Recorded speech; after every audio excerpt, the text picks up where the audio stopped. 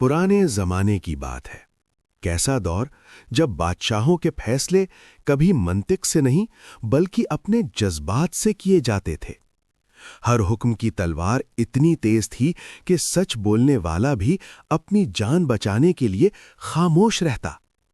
इसी शहर में एक मेहनती आदमी हारिस रहता था, जो अपनी बीवी और बच्चों के साथ एक पुराने और टूटे हुए मकान में रिहाइश पजीर था।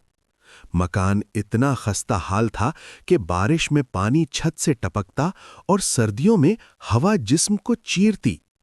लेकिन हारिस का दिल बड़ा था। वो हमेशा अपने बच्चों की भूख को बर्दाश्त करता और किसी से हाथ नहीं फैलाता था।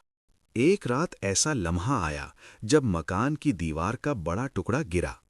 बीवी खौफ से कांप उठी और हारिस के दिल पर जैसे तीर चल गया।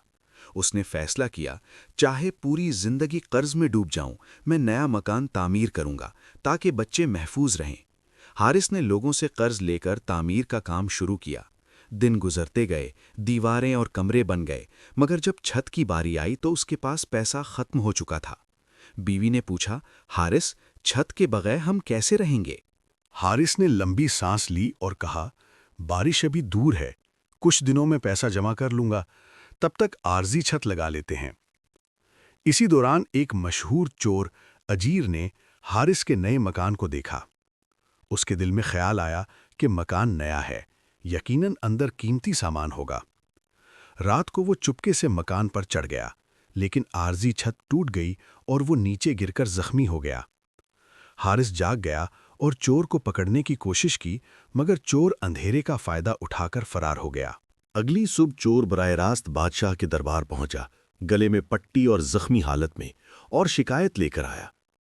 ये मकान खतरनाक था, छत टूटने से मेरी टांगें लगभग टूट गईं, इंसाफ कीजिए। बादशाह, जिसे शहर वाले जाहिल और जालिम कहते थे, ने फौरन चोर की बात सुनी। दरबार में वकीलों और दीगर अफराद की सरगोशियां शुरू हो गईं। बादशाह ने हारिस को बुलाया और पूछा, तुम्हारी छत क्यों कमजोर थी? हारिस ने आजिज़ी से जवाब दिया, खुदा के लिए, महंगाई और महदूद वसाइल की वजह से मैंने आरजी छत लगाई थी। मकसद सिर्फ बच्चों की हिफाजत थी। दरबार में सबने हिचकिचाहट से सुना, लेकिन अब मामला मजीद पेचीदा हो गया था। इसी वक्त शहर के मशहूर बुजुर्ग शेख नोमान बसरी ने दरबार में कदम रखा। उनकी हिकमत और नरमी से सब हैरान रह गए। शेख ने कहा, असल जुर्म हमेशा ज़ाहिरी नहीं होता, देखना चाहिए कि जुर्म की जड़ कहाँ है। नौजवान चोर की नीयत खराब थी, लेकिन उसे मजबूर हालात ने इस रास्ते पर ले आया। बादशाह ने सोचना शुरू किया और समझा कि सिर्फ नताइज की बुनियाद पर सजा देना इंसाफ नहीं।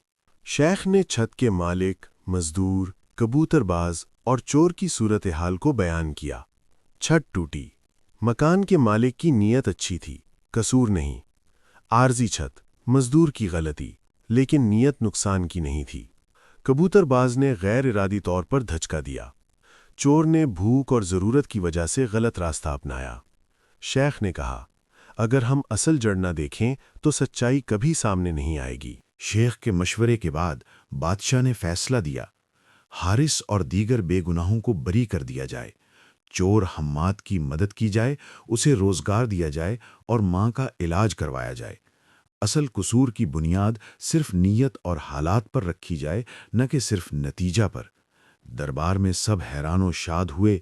चोर ने आंसू भरी आंखों से वादा किया कि वो दोबारा गलत रास्ता नहीं अपनाएगा। ये कहानी हमें सिखाती है कि सच्चाई और नीयत की अहमियत सबसे ज्यादा है। हालात और ज़रूरत कभी इंसान को गलत रास्ते पर ले जा सकती हैं, मगर असल जुर्म करने वाले को पहचानना ज़रूरी है। इंसाफ सिर्फ सज़ा देने का नाम नहीं, बल्कि असल वजह और हालात को समझने का नाम है। हारिस की ईमानदारी और हिम्मत की वजह से बच्चों की हिफाजत हुई और इंसाफ की हकीकी मिसाल कायम हुई। शेख और बादशाह की हिकमत ने पूरे शहर में इंसाफ की रोशनी दोबारा जगा दी। ये सबक हमें याद दिलाता है कि सच्चाई, ईमानदारी और हिकमत आखिरकार हमेशा जीतती है।